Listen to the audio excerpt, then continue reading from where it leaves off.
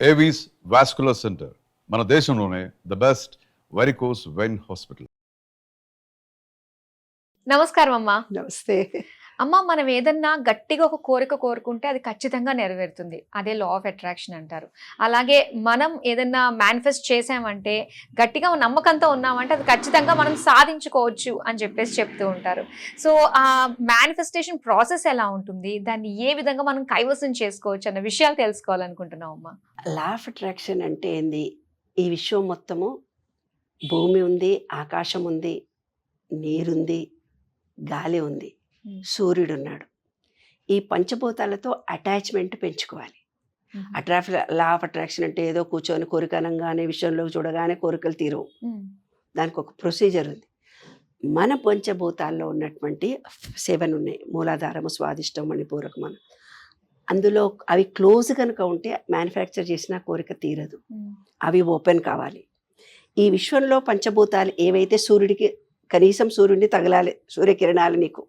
పొద్దున్నే లేస్తారు, వాట్సాప్ లేస్తారు, కారులో కూర్చుంటారు, ఆఫీస్కి వెళ్ళిపోతారు, ఏదో ఉద్యోగం చేస్తారు, మళ్ళీ అక్కడ ఏ క్యాబ్ ఎక్కుతారు, ఇంటికి వెళ్తారు. సూర్యుడు ఎప్పుడు అస్తమించాడో ఎప్పుడు ఉదయించాడో మీకు తెలియదు. మరి అలాంటి జీవన విధానంలో ఇప్పుడు హార్మోన్స్లో ఎన్నో తేడాలు జరుగుతున్నాయి. కాబట్టి ఖచ్చితంగా సూర్యరశ్మి కిరణాలు మన బాడీకి తగలాలి ఫస్ట్. తర్వాత భూమిలో చెప్పులు లేకుండా కాళ్ళు భూమి మీద తగిలి ఉండాలి. ఆ భూమితో అటాచ్మెంట్ మీకు ఉండాలి. తర్వాత ఈ గాలిని స్వచ్ఛమైన గ్రీనరీలో మీరు గాలిని పీల్చుకుంటూ ఉండాలి ఏమ్మా. తర్వాత నీళ్ళల్లో షవర్ ఆన్ చేసుకుంటాం, ఒక బకెట్ నీళ్లు స్నానం చేస్తాం, అంతే కాదు.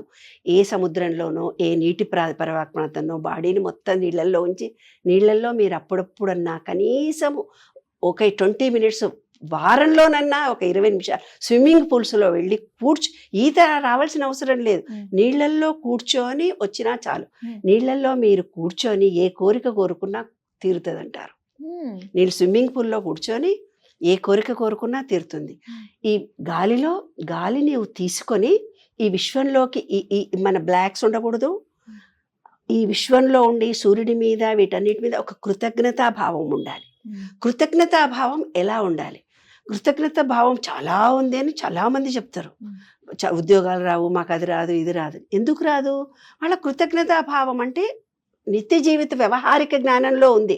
కానీ చెప్పులు తీసుకుపోతారు, ఇడుస్తారు, అక్కడ పడేస్తారు.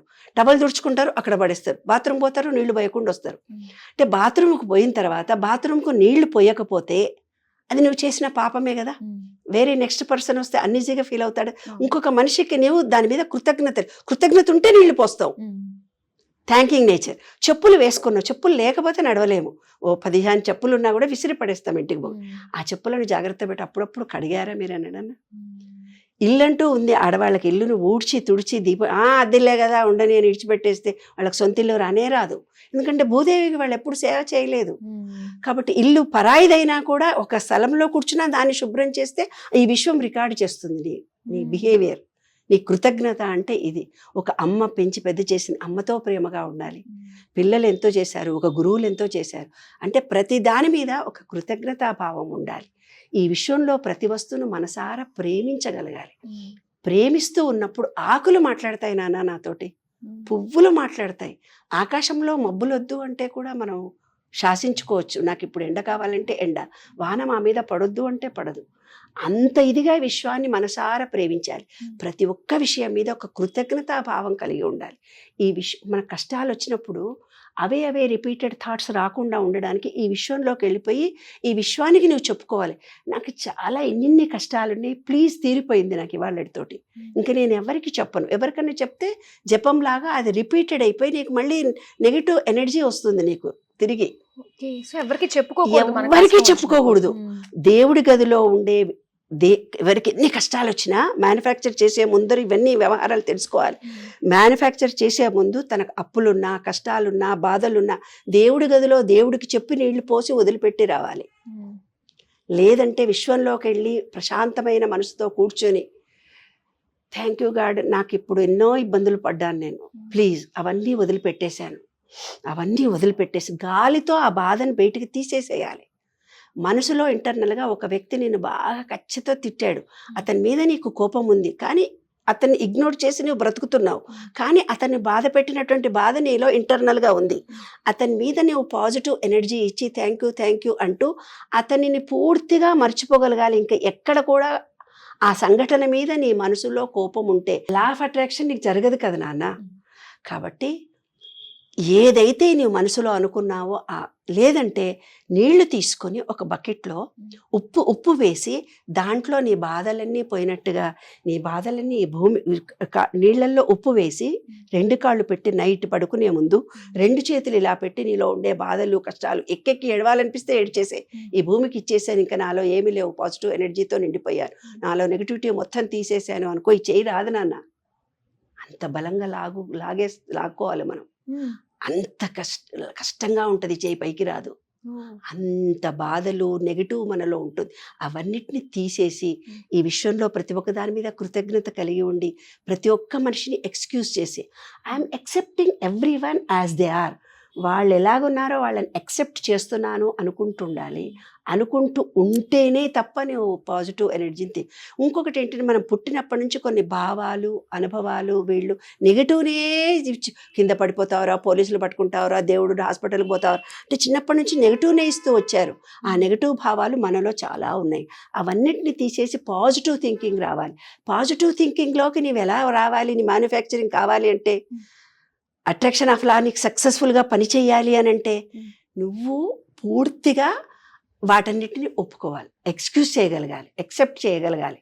నీలో నెగిటివిటీ అంతా పోవాలి. దానికి ఒక మంత్రం కూడా ఉంది, పాజిటివ్ థింకింగ్ పాజిటివ్ వైబ్రేషన్. మా మహిళా మండలి వాళ్ళు చాలామంది నా దగ్గరికి వచ్చి కష్టాలన్నీ చెప్పుకుంటారు. ఫస్ట్ నువ్వేం చేయి, పాజిటివ్ థింకింగ్ పాజిటివ్ వైబ్రేషన్ అని ఒక 18 రోజులు 45 రోజులు నువ్వు చెయ్యి. ఆకాశంలో విశ్వంలో కూర్చో, ప్రశాంతంగా కూర్చో. Positive thinking positive vibration, positive thinking positive vibration, positive thinking positive. అప్పుడు నీకు పాజిటివ్ థింకింగ్ చేయడం అలవాటు పడుతుంది, నీలో నెగిటివిటీ పోతుంది కొన్ని టెక్నిక్స్ వల్ల. అప్పుడు మనం ఏమనుకుంటే అది జరుగుతుంది. అంటే ఇప్పుడు మనం ఏదన్నా అనుకున్నది జరగాలంటే అది విషయం ఎంత టైం తీసుకుంటుందమ్మా? ఎంత టైం తీసుకోదు, 2 నిమిషాలలో 3 రోజులలో తీరిపోతుంది, 2 గడియల్లో తీరిపోతుంది. ఎలా తిరిగిపోతుంది? నీ పరివర్తనలో అంత స్వచ్ఛత, నువ్వు ఏదనుకుంటే అది జరిగే స్థితికి నువ్వు మారాలి. విశ్వంలో సంపూర్తిగా ప్రేమించాలి, పూర్తి నమ్మకం కలగాలి. అంటే చిన్న ఉదాహరణ ఒకటి చెప్తా. పూర్వకాలంలో ఒక కారు దగ్గర ఫోటో దిగేవాళ్ళం, ఎగ్జిబిషన్లో నుమాయిషన్ వచ్చేది, నుమాయిషన్ అటువంటి కారు కావాలని మన సబ్ కాన్షియస్ మైండ్కి రీడ్ చేసి పెట్టుకుంటాం. మన సబ్ కాన్షియస్ మైండ్లో నెగిటివ్లు చాలా ఉంటాయి, ఆ నెగిటివ్లను తీసేసుకోవాలని ఇందాక ఆ సబ్ కాన్షియస్ మైండ్లో ఫీలింగ్ ఏముండాలి నాన్న అంటే, ఆ కారు అయితే నాదైతే బాగుండనే ఫీలింగ్తో అతను ఫోటో దిగి వెళ్ళిపోయాడు. అతను ఎప్పుడు ఆ కారు ఆ ఫోటోని చూసుకుంటూ ఉండేవాడు. అతనికి ఉద్యోగమే వచ్చి ఆ కారు కొనుక్కుంటాడు. అంటే నీకు సబ్ కాన్షియస్ మైండ్లో ఫీలింగ్తో ఇవ్వాలి. ఫీల్తో ఇచ్చినప్పుడే ఈ సబ్ కాన్షియస్ మైండ్ ఈ విషయం రికార్డ్ చేసుకొని నీది అనుకుంటు మ్యానుఫ్యాక్చర్. ఉట్టి కోరిక కోరితే తీరదు. ఒక ఇల్లు కావాలంటే ఆ ఇల్లు నాకు అయిపోయింది అనుకో, దేవుడి దగ్గరికి పోయి నువ్వేం మొక్కుతున్నావు, నాకు ఇల్లు కొడితే బాగుండు దేవుడా అని ఊపిరి తీసి అన్నావు, కోరిక తీరదు. గాలి తీసుకొని మ్యానుఫ్యాక్చర్ చేసుకొని నాకు ఇలాంటి ఇల్లు అయితే బాగుంటుంది నేను కోరుకుంటే తప్పకుండా నా కోరిక తీరింది అని గాలి పీల్చుకోవాలి, అప్పుడు కోరిక తీరుతుంది. గాలి తీసుకొని కోరిక తీరాలి. కొంతమంది ఏం చేస్తారు, అబ్బా ఇప్పుడే గాలి తీసుకున్నాను అప్పు చేస్తారు. అప్పు చేసాం, ఇప్పుడే గాలి పీల్చుకున్న తల్లి, ఇన్ని రోజులు గాలి తీసుకొని అప్పు తీర్చినా అన్నారు కదా, ఎప్పుడు అప్పు చేస్తూనే ఉంటారు వాళ్ళు. ఎందుకంటే గాలి తీసుకున్న అప్పు అన్నారు. దానికి నువ్వు మంచా చెడా తెలియదు నీ సబ్ కాన్షియస్ మైండ్, ఫీలింగ్ మాత్రమే తెలుసు. నువ్వు ఫీలింగ్ ఎంత రియాక్ట్గా ఇస్తే మన ఎంజైమ్స్లో నుంచి ఆ విశ్వం మొత్తం ఎనర్జీ లెవెల్స్ ఉంటాయి, ఆ ఎనర్జీ ఇమీడియట్గా అట్రాక్ట్ చేస్తుంది. అటువంటి పరిస్థితులు నీ చుట్టూ ఏర్పడిపోతాయి. మేనిఫెస్ట్ చేస్తే మన కోరిక తీరుతుంది. మేనిఫెస్ట్ అంటే ఎస్, అంత తొందరగా అంటే విశ్వం అంతా ఎనర్జీతో అవుతుంది. మనం ఒక ఎనర్జీ, ఆ ఎనర్జీ రాగానే నీకు తీరిపోతుంది. కానీ నిజంగా చాలా బాగుందమ్మా. కాకపోతే ఎప్పటికప్పుడు వచ్చి ఆ నెగిటివ్ థాట్స్ నుంచి మనం పడుతూ ఉండాలంటే. నెగటివ్ థాట్ ఏదైతే ఉందో అన్ని రోజులు నీకు అనుకునేవి జరగదు. వాళ్ళకి ఎప్పుడు నెగటివ్నే జరుగుతూ పోతుంటుంది. నేను పోతే ఉద్యోగం వస్తుందా, ఇప్పుడు అప్లికేషన్ పెట్టమన్నావు పెడతానా అని ముందే అంటారు. అనే వరకు అది జరగదు అనమాట. స్టార్టింగ్ లోనే నిరుత్సాహం. అలా కాకుండా ప్రతి దానికి కృతజ్ఞతతోటి మనం చక్కగా మాట్లాడితే గనక డెఫినెట్ గా విశ్వం మనం అనుకున్న కోరికను నెరవేరుస్తుంది 100%. ఇంత కాన్ఫిడెంట్ గా మీరు చెప్పినందుకు మాకు ధన్యవాదాలు. ఫీలింగ్ తో ఇవ్వండి అంతే.